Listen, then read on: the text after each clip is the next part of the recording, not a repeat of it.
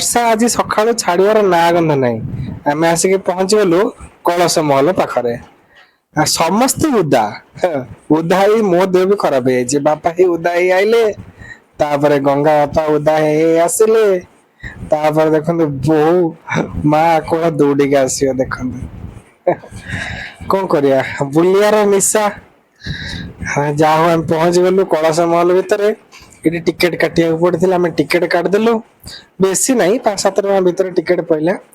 Ticket କାଟିକି ଭିତରକୁ ଗଲୁ ବୁଲିବାକୁ। ଭିତରେ ଟୋଟାଲି ଏଟା ଗୁମ୍ଫା ଭଳିଆ ଦେଖା ହଉଛି, କିନ୍ତୁ ଏଇଟା ମାନେ ମାନେ ମନୁଷ୍ୟକୃତ। ମାନେ ପାହାଡ ନୁହଁ ଏଗୁଡା ସବୁ, ମାନେ ମନୁଷ୍ୟକୃତ କୃତ୍ରିମ ଯୋଉଟା କହନ୍ତି। ଆମେ ଧୀରେ ଧୀରେ ଭିତରକୁ ଯାଉଛୁ, ବାପା ଯାଉଛନ୍ତି, ମୁଁ ପୁରା କ୍ୟାମେରା ମ୍ୟାନ ହେଇଯାଇଛି ଆଉ। ସମସ୍ତେ ଯାଉଛନ୍ତି, ମୋ ଭିଡିଓ ବହୁତ କମ ଥିବ ୟା ଭିତରେ, ଯେହେତୁ କ୍ୟାମେରା ମ୍ୟାନ ନା। କ୍ୟାମେରା ମ୍ୟାନ ଭିଡିଓ ନଥିବ। ଛାଡ ଚାଲ। ବୋଉ ବାପା ରହିଲେ, ସମସ୍ତଙ୍କୁ କହିଲି ଟିକେ ତମେ ଠିଆ ହୁଅ, ମୁଁ ଟିକେ ଆଗକୁ ବାହାରିଯାଏ। ମୁଁ ଆଗକୁ ବାହାରିଗଲେ ତମ ମାନଙ୍କର ଫଟୋ ଟା ଟିକେ ଉଠେଇବି। ତମେ ଧୀରେ ଧୀରେ ଭିତରକୁ ଆସ। ପୁରା ଗୁମ୍ଫା ଭଳିଆ ହିଁ ହେଇଛି। ବିଶ୍ୱାସ କରିବନି ଏଇଠି ମୋ ମୁଣ୍ଡ ଢାଏ କିନି ବାଡେଇ ହେଇଯାଇଥିଲା। ଯାହା ବି ହଉ ଧୀରେ ଧୀରେ ଆସୁଛନ୍ତି, ଗୁମ୍ଫା ଟା ଗୁମ୍ଫା ଭଳିଆ ହିଁ ଲାଗୁଛି ପୁରା। ଦେଖନ୍ତୁ ସବୁ ସିମେଣ୍ଟରେ ବାଗା ହେଇଛି ହେଲା। କଳସ ମହଲ ଆସନ୍ତୁ, ଭଲ ଲାଗିବ ଆପଣଙ୍କୁ। ସବୁ ସିମେଣ୍ଟରେ ବାଗା ହେଇଛି। ଗୁମ୍ଫା ଟା ଗୁମ୍ଫା ଭଳିଆ ଲାଗୁଛି ପୁରା ଆଉ। ମୁଣ୍ଡ ଢାଏ କିନି ବାଡେଇଲା କାଟିଦେଲି ସେଇଟା, ସେଇ ଇମେଜ ଟା ହେଲା। ଯାହା ବି ହଉ ଚାଲ ଧୀରେ ଧୀରେ ଯିବା ଆଗକୁ। ବର୍ଷା ହଉଛି ବୋଧେ, ନିର୍ଦ୍ଧୁମ ହଉଛି ବର୍ଷା।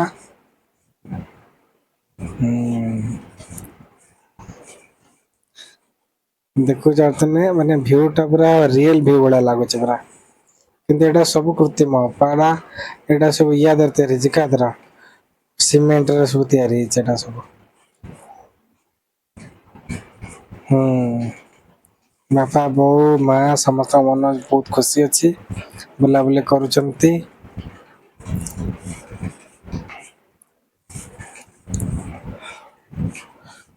ଏଠି ଦେଖନ୍ତୁ ମାନେ ମନ୍ଦିର କୋଉଭଳିଆ, ଆମର ଏପଟେ ଯୋଉ ଭଳିଆ ଓଡିଶାର ମନ୍ଦିର, ସେଠି ବି ସେଇଭଳିଆ ମନ୍ଦିର। ଏଠି ଟିକେ ବେଶୀ ଟିକେ ଡେକୋରେସନ ହେଇଛି ଆଉ। ହୁଁ ବାପାଙ୍କ ମୁଣ୍ଡରେ ଲଗେଇଦେଲି କଣ ସିନ୍ଦୁର, ତାପରେ ଆଉ ଗୋଟେ 5 ଟଙ୍କା ଦେଇକି ଟିକେଟ ଦେଇ, ଗୋଟେ ଟିକେଟ 5 ଟଙ୍କା ଦେଇକି ଆଉ ଗୋଟେ ଭିତରକୁ ଗଲୁ, ଏଇଠିକି ଆସିଲୁ। ଏ ସବୁ ସେ କଳସ ମନ୍ଦିର ଭିତରେ ବୁଝିପାରିଲେ ନା। କଳସ ମନ୍ଦିର ଭିତରେ ବେଶୀ ନାହିଁ, ଜଣକା 10 ଟଙ୍କା ଭିତରେ ଟିକେଟ ପଡିବ। କିନ୍ତୁ ବୁଲିବେ ମନକୁ କିନ୍ତୁ ଶାନ୍ତି ଲାଗିବ, ବହୁତ ଶାନ୍ତି ଲାଗିବ।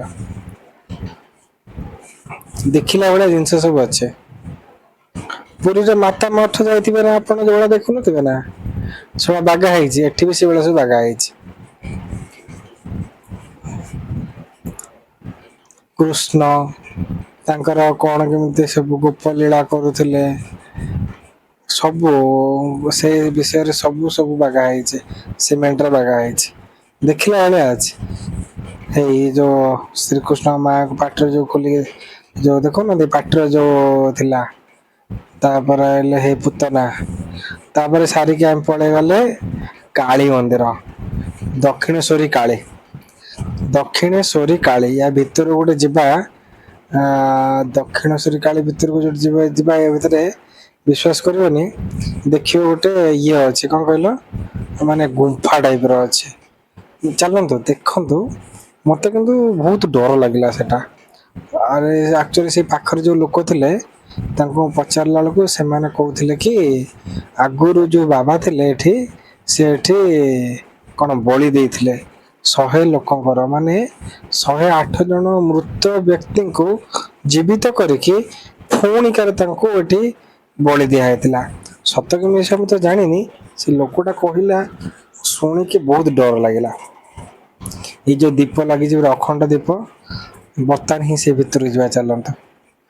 ବେଶୀ ସମୟ ଅବଶ୍ୟ ଆମେ ସେଠି ରହିନାହୁଁ, ଦେଖିକି ମାନେ ସିନାରୀ ଗୋଟେ ଭିତର ସିନାରୀ ଟା ବହୁତ ଡର ଲାଗିଲା। ଏଇଟା ମୁଁ ଯୋଉଟା କହୁଛି ଏଇଟା ସେଇଟା ମାନେ ମାନେ ମାଙ୍କ ଅନ୍ୟ ଲୋକଙ୍କୁ ପଚାରିଲା ବେଳକୁ ଅନ୍ୟ ଲୋକ କହୁଛନ୍ତି ଏଠି କିଛି ନାହିଁ, ଖାଲି ହବନ କରାଯାଏ। କିନ୍ତୁ ସେଇ ଲୋକଟା ଏମିତି ହିଁ କହିଲା, ଯୋଉ ବଳି ଦେବା କଥା କହିଲା ଏଇଟା ସେଇ ଜାଗାଟା। ଓହୋ, ପୁରା ଶାନ୍ତ ହେଇକି ଅଛି ଏଇ ଜାଗାଟା ପୁରା। ଏଇ ଦେଖୁନାହାନ୍ତି ହବନ କୁଣ୍ଡ ସେଟା, ସ୍ମେଲ ଟା ବି ଅଲଗା। ତାପରେ ଆମେ ପଳେଇ ଆଇଲେ ଶିଶ ମହଲ, କାଚର ଘର। କାଚ ଘର ସେ ଗୋଟେ ଦିନରେ, ସେ ଗୋଟେ ଦିନରେ ଆମେ 3-4ଟା ଜାଗା ବୁଲିଗଲୁ। ଏ ସବୁ କାଚର ତିଆରି ଦେଖନ୍ତୁ। କାଚ ଘର ଭିତରେ ସେ ମୂର୍ତ୍ତି ମାନ ସବୁ ଅଛି।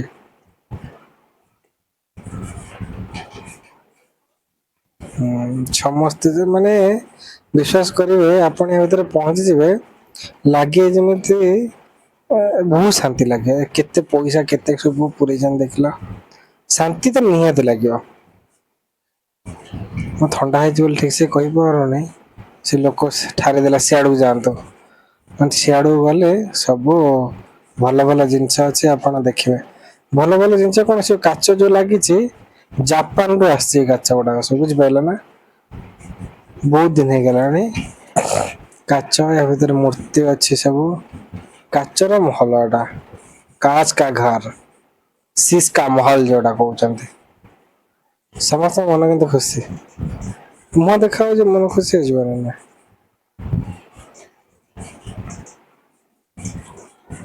ସମସ୍ତଙ୍କ ମନ ଖୁସି, ବାପା ବୋଉଙ୍କ ମନ ଏତେ ବହୁତ ଖୁସି। କିନ୍ତୁ ସବୁ ଘରେ ଗୋଟେ ଗୋଟେ ଭଗବାନ ଅଛନ୍ତି। କାଚର ମାନେ ଦେଖିବା ପାଇଁ ବାହାରୁ ଲୋକ ଆସୁଛନ୍ତି।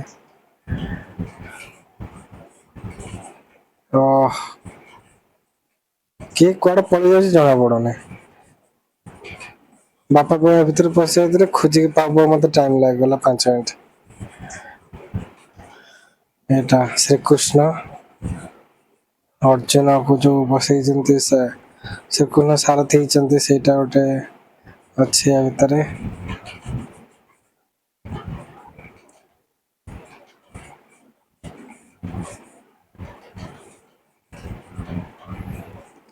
ସମସ୍ତେ ମନ ଖୁସିରେ ବୁଲୁଛନ୍ତି ପରା।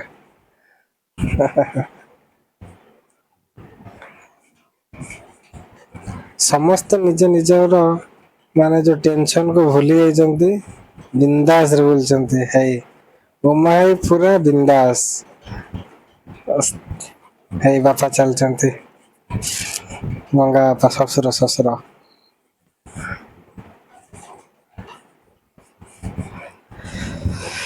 ଓ,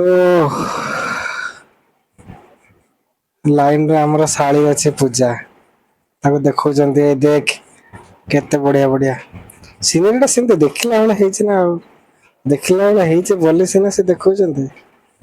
ଆପଣ ବି ଯାଆନ୍ତୁ, ବହୁତ ଖୁସି ଲାଗିବ ଆପଣଙ୍କୁ। ପୁରା ଫ୍ରି, ଏଠି ଟିକେଟ ଫିକେଟ କିଛି ନାହିଁ। ଆଉ ଗୋଟେ ମଜା କଥା ଦେଖନ୍ତୁ, ଏଇଠି ଯିବେ ଭୋଗ ଦବ ସେ ବାବା, ମୁଢିରେ ଭୋଗ ଦବ। ଏଠି ପ୍ରାୟ ଜାଗାରେ ମୁଢିର ଭୋଗ। ଓଃ, ପୁରା ଜୀବିତ ମୂର୍ତ୍ତି ଭଳିଆ ଦେଖା ଯାଉଛନ୍ତି। ବଢିଆ ଲାଗୁଛନ୍ତି, ବଢିଆ ଲାଗୁଛନ୍ତି। ମାନେ କାଚର ଟିକେ ବି ପୁରା ରିଫ୍ଲେକ୍ଟ ଅଲଗା ପ୍ରକାର, ବଢିଆ କାଚ। ଦେଖନ୍ତୁ ଏଠି ମୁଢି ଦବ ବାବା, ଭୋଗ ଏଇଠି ସବୁଆଡେ ଏଇ ଭୋଗ, ମୁଢି ଭୋଗ। ସମସ୍ତେ ବି ଶ୍ରଦ୍ଧାରେ ଖାଇ ଦଉଛନ୍ତି। ବୋଉ ଗଲା ଆଣିବ ବୋଲି।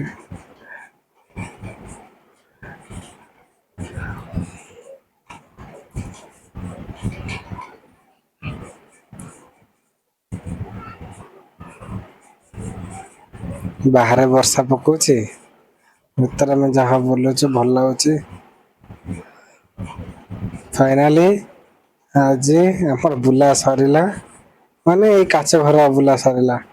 ହଉ ରଖୁଛି, ୟାପରେ ଦେଖୁଛି ଆଉ କୋଉ କୋଉ ଜାଗା ଆମେ ସବୁ ବୁଲିଛୁ, ତାକୁ ଆମେ ଏଡିଟିଂ କରିକି ଟିକେ ପକେଇଦବା ଆଉ।